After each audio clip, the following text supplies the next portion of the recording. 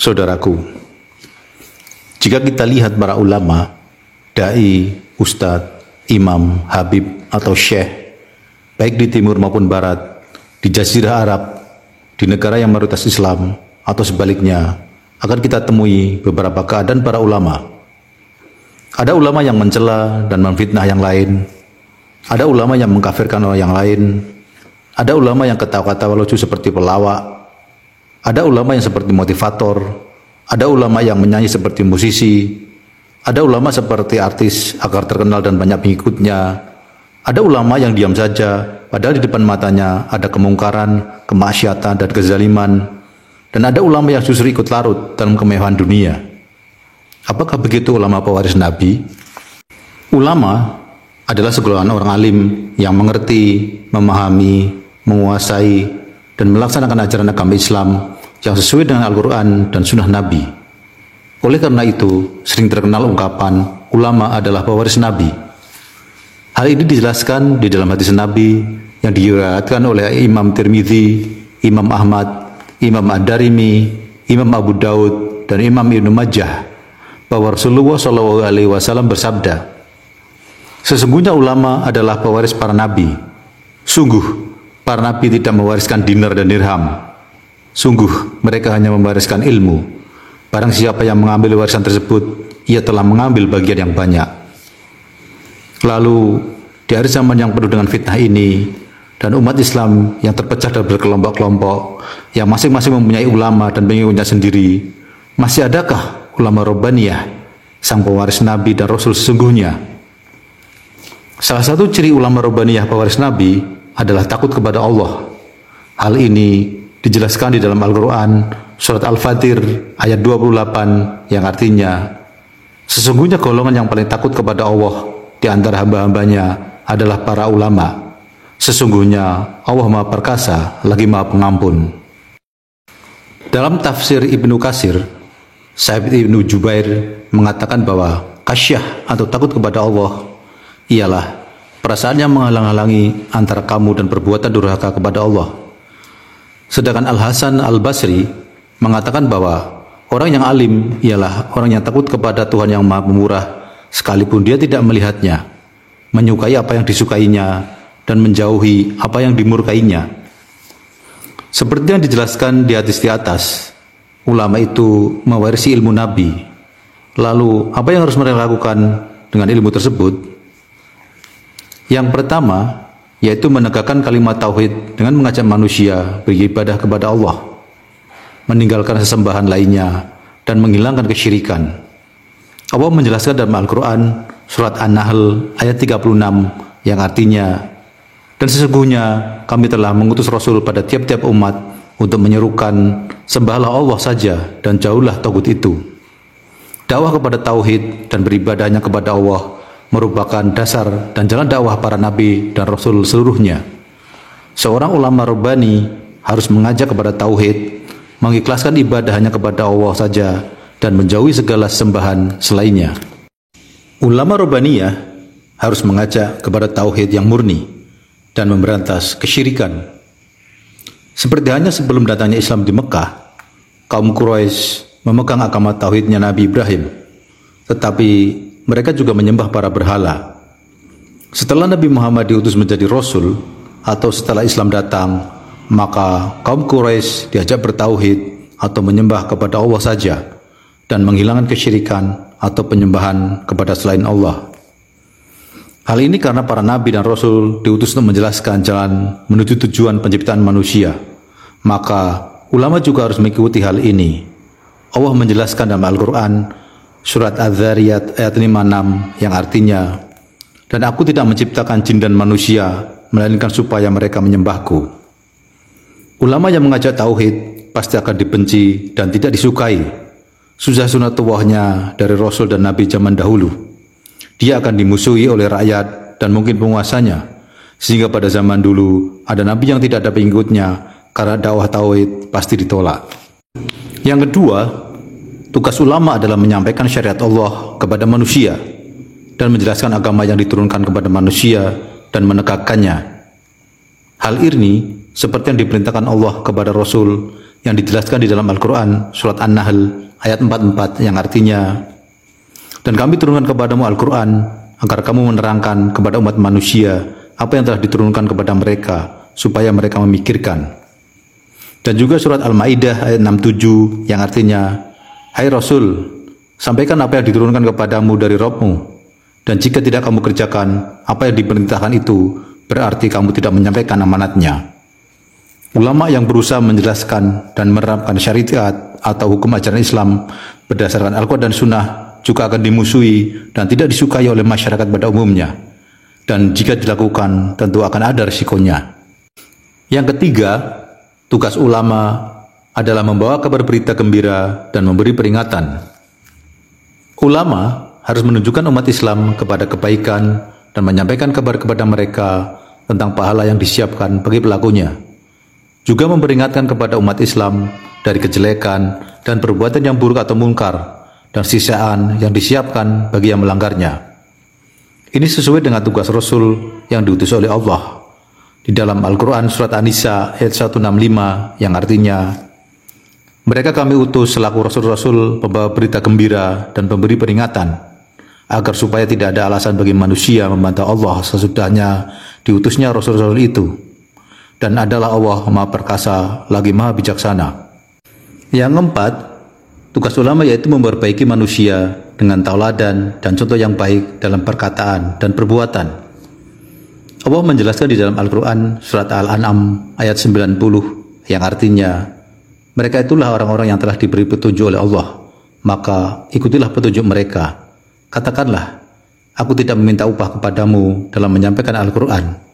Al-Quran itu tidak lain hanyalah peringatan untuk segala umat.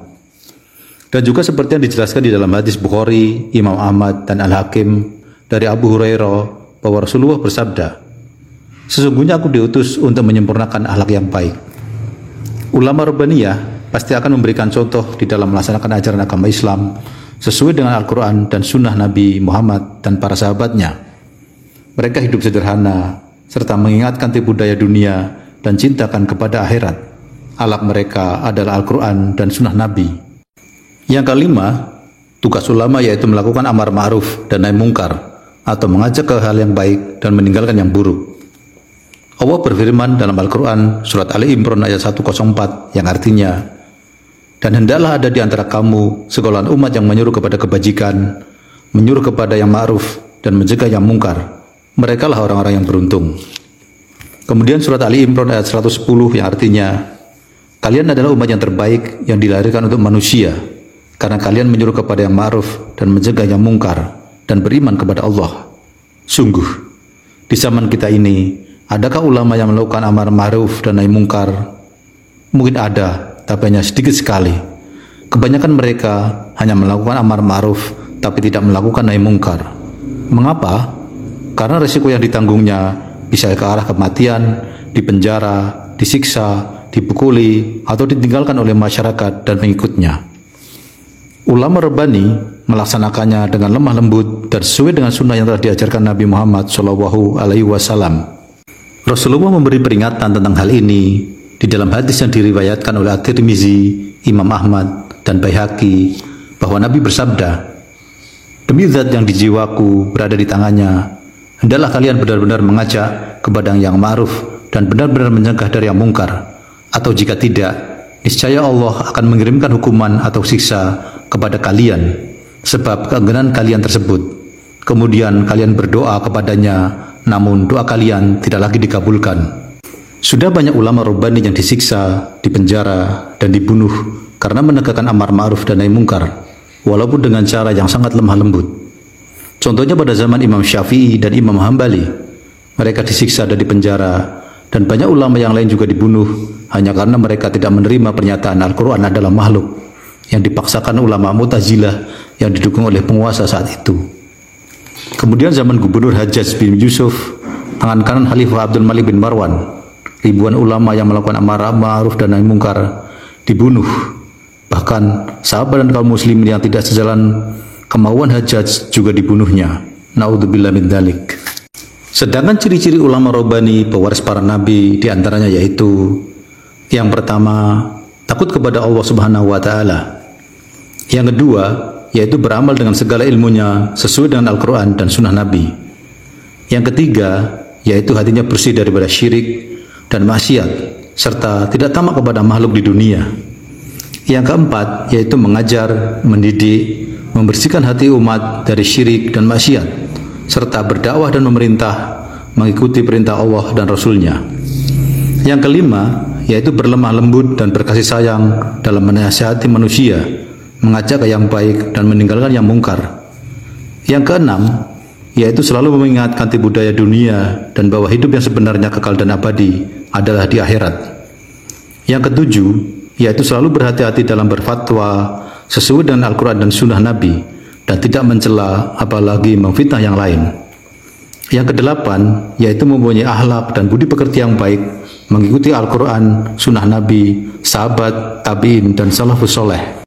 Yang kesembilan, yaitu menyayangi manusia dan makhluk Allah lainnya, zuhud atau tidak rakus dan tamak terhadap kemewahan dan kenikmatan dunia, serta bersifat tawadhu atau rendah hati dan tidak sombong.